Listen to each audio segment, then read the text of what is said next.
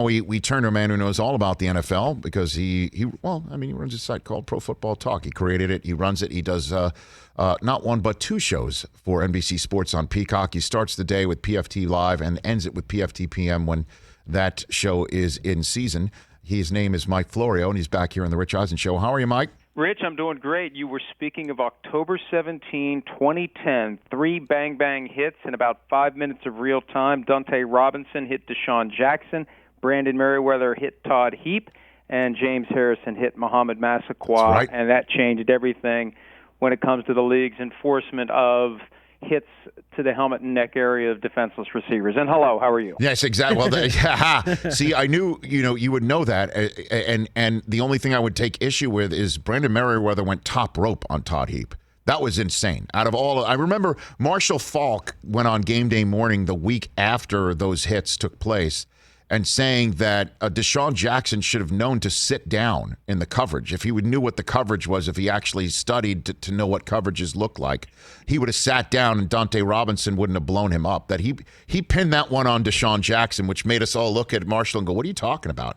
But the league just, obviously was just going to stop all of that in its tracks. Yeah, that's all changed now. And it's on the defensive back to play with the right technique. And right. If you hit that helmet and neck area with your helmet or any other part of your body, a forcible blow to the head or neck area of a defenseless player, it's an automatic 15 yards and involuntary contribution to the human fund and potential suspensions over time. Mike Florio, Pro Football Talk, always great for Seinfeld reference right here on the Rich Eisen Show. Julio Jones trade, what's the headline to come out of it, do you think? Well, Arthur Blank blanked. Try saying that 10 times fast. But right. That's what it came down to. Arthur Blank wanted a first-round pick for Julio Jones for 2 reasons. One, they got a second-round pick for Mohamed Sanu during the 2019 season, and then they gave up a second-round pick to get Hayden Hurst from the Ravens. Now, it was a 2 plus, what was it, 2 plus, they got a 2 plus a 5 for Hayden Hurst plus a 4. So the fingerprints were there for what ultimately happened with the 2 and a 4 from the Titans for Julio Jones and a 6. It had to be more than a 2. Blank wanted a 1. Blank had held out for a 1. And I think when Arthur Blank realized where this is going from here, training camp looming, mandatory minicamp in theory, Julio could have shown up. What do you do with Julio Jones where he's got a $15.3 million injury guarantee and otherwise full guarantee on his salary if he shows up for mandatory minicamp? What do you do with him? I think that Blank just decided now was the time to get what I can and move on, even though if they had come up with a way to hold on to Julio Jones, maybe they would have gotten lucky and gotten that first-rounder later in the year. I just think that they were ready to move on. And, there's a chance the Titans are going to move on. If the Titans move on, what do you have? So it was time, it was smart, and they got the best deal they could under a bad set of circumstances where it was well known within the organization the player wanted out. And so what comes with Julio is the contract, right? And what are those numbers, and how do you see Julio handling his new digs in Tennessee on that front alone, X's and O's aside? Yeah, Rich, full contract with none of it paid by the Falcons. When the Titans traded for Ryan Tannehill a couple of years ago, the Dolphins paid $5 million of Tannehill's compensation. Very different circumstance at that time and at this time, but the Titans are going to pay the full $15.3 million guaranteed for skill injury and cap. There's a $2 million guarantee next year. They pick up the whole contract. But here's the thing. Even though the Jones contract, which was renegotiated 3 years ago, had a new money average of $22 million plus per year, right now it's 3 years, $38 million in change, works out to about $12.7 million per year. Watch for Julio Jones to either want a new deal on the way in the door or go out this year, have a great season, and then turn around after 2021 and say, all right, it's time to take care of me financially. But that's what whoever was trading for Julio Jones was going to end up buying. And I think that's one of the reasons why the Falcons couldn't get that first-round pick. You're taking on $15.3 million in salary obligation in a year when the cap is down, a net of $25 million, and you have a guy who's going to want another major contract as soon as now and at the latest after this season. Well, and then putting it all together, though, Mike Florio, Pro Football Talk here on the Rich Eisen Show, put it all together, though, I'm saying that no matter how upset a Falcon fan might be that Julio is gone, what about the fan bases of teams that could have gotten Julio and didn't cough up the 2 and the 4 or try and beat it with a 2 and a 3, and it's not even in the same draft.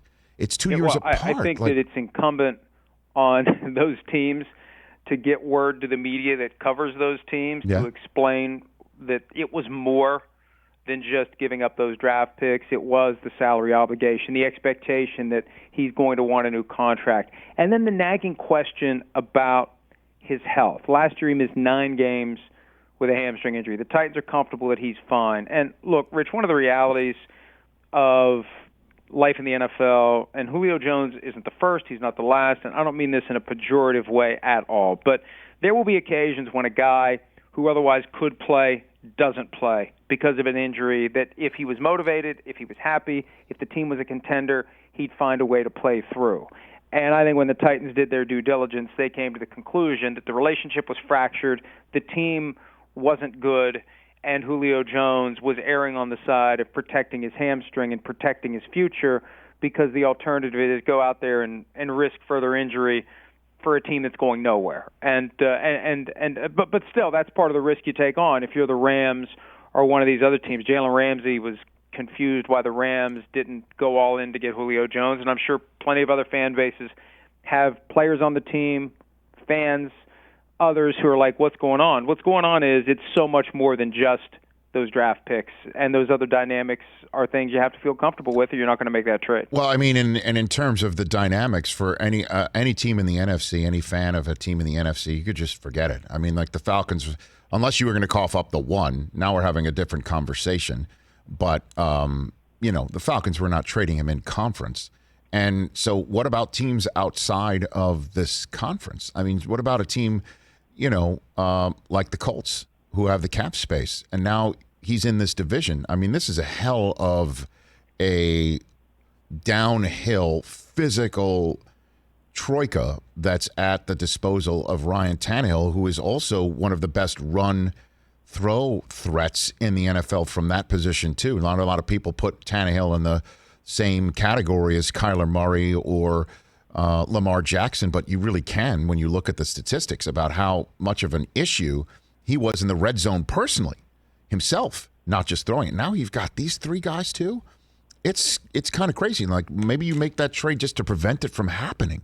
Well, and when you think about it, there haven't been many of these quartets where you have the quarterback, the running back, and 2 great receivers. The Colts in the days of Peyton and Marvin Harrison and Reggie Wayne and Edgerrin James, and even though James was gone by the time they finally won a Super Bowl, the Rams with Marshall and Kurt and Isaac Bruce and Torrey Holt. It's one thing to have 3. When you add that second receiver whose skill set is virtually identical to the other receiver, that's trouble. And you make a great point.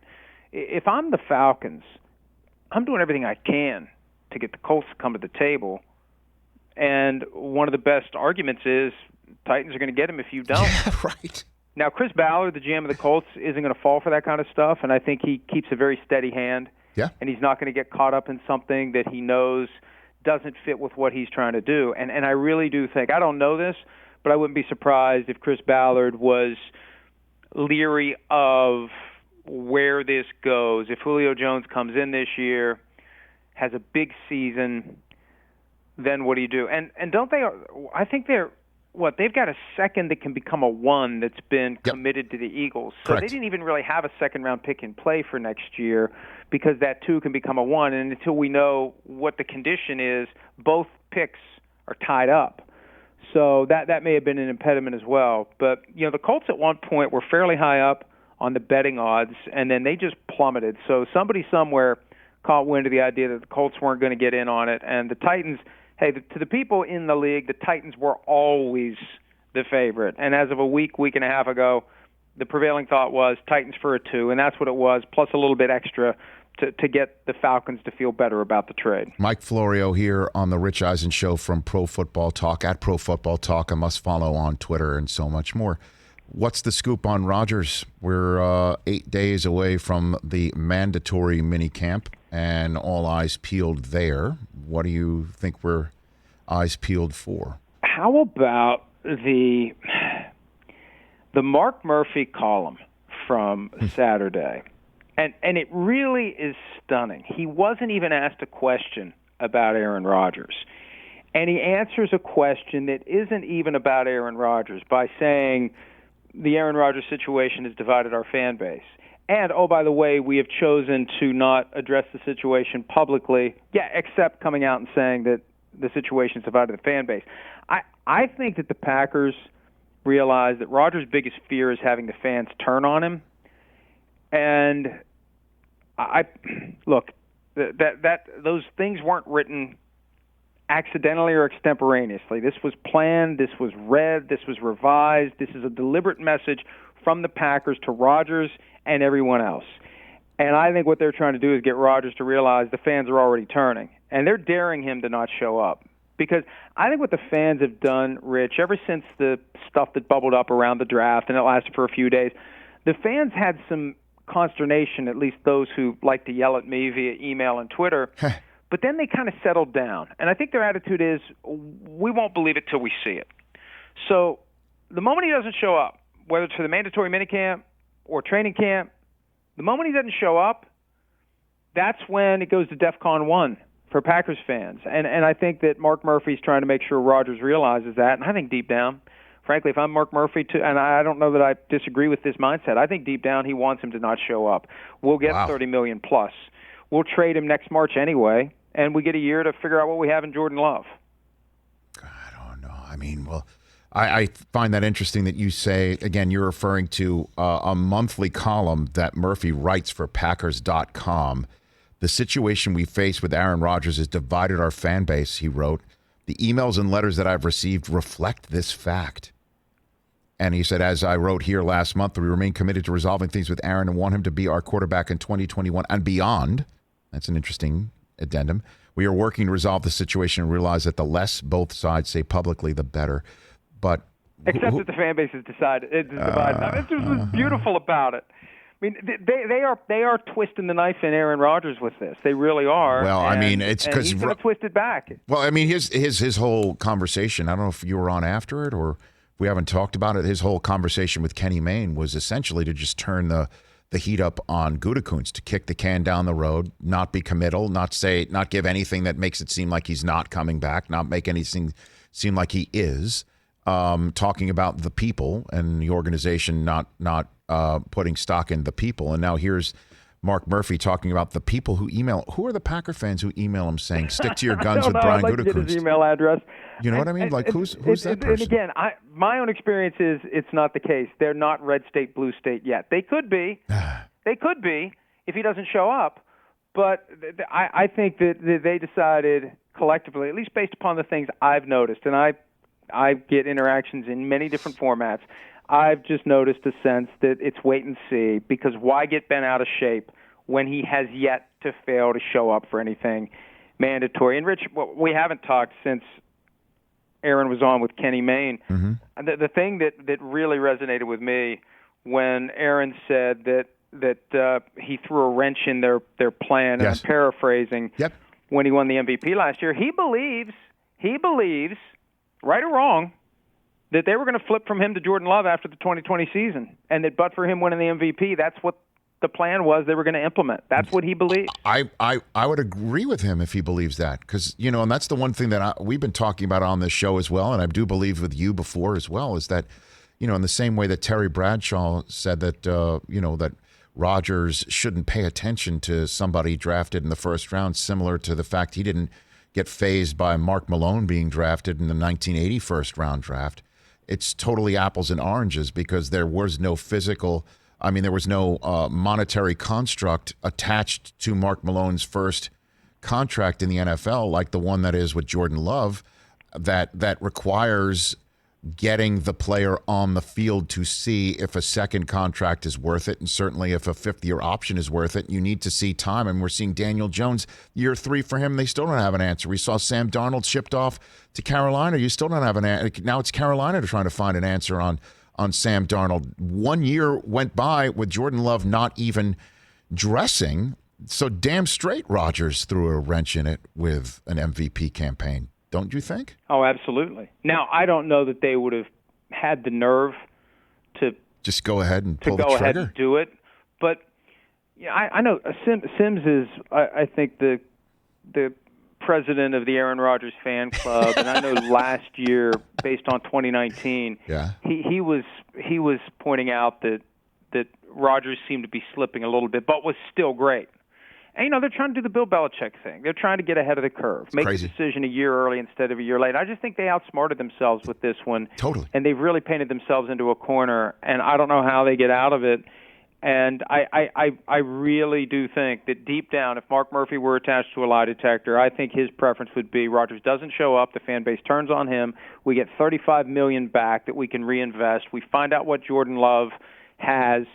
We don't have to worry about Aaron Rodgers going somewhere else this year and winning the Super Bowl, and we trade him in March. I really do believe, Rich, if they trade him now, they're getting less than what they would get if they trade him in March, because you're going to have 10 teams at the table in March. Now you got the Broncos and maybe the Raiders. And you're getting 2022 draft picks anyway, whether it's now or March. I would just wait till then and try to make it like Peyton Manning 2.0, where they're lining up out the door for a crack at Aaron Rodgers. So let's just game this out before I let you go, Mike. Rodgers is smart enough to know when he's being managed or gamed or outfoxed. What would his move with David Dunn be, if that's what the move that the Packers are planning to say? What would his move be if he moves his Queen's Gambit piece to this part of the chessboard and the Packers respond as you just did? What's Rodgers' response? Just to sit at home and hope that Jeopardy calls him in the meantime? I mean, like, seriously, what would be his maneuver to get out of that and get to a spot and win this year for another team? I'm envisioning Rodgers in Hawaii after consuming one or more legal substances or otherwise, and looking up and seeing the chess pieces upside down moving around in front of him. But correct. I think that at the end of the day, he's showing up, and I think it's going to be one of the most awkward, compelling storylines we've ever witnessed, because it's going to be every week, every press conference, every practice. We've said on PFT Live that if Brian Gutekunst is going to go in the vicinity of the practice field, wear 2 cups and a helmet, maybe 2, and because he betrayed his feelings 2 weeks ago with Kenny Mayne on this. I love my teammates. I love my coaches. I love the fans. Okay, fine. Then you're going to be there. You got a problem with the boss. Who doesn't have a problem with the boss at some level? We all got a problem with the boss at some level. Not us, though, Rich. That's right. But so what? So what? You deal with it and you move forward, just like Russell Wilson is in Seattle. Mike, appreciate the call. Let's chat again next week. Let's keep our eyes peeled on this. Thanks again for the Rich. time. Always. That's Mike Florio, Pro Football Talk. Hey, you watched all the way to the end. Thanks for that. Watch more right here.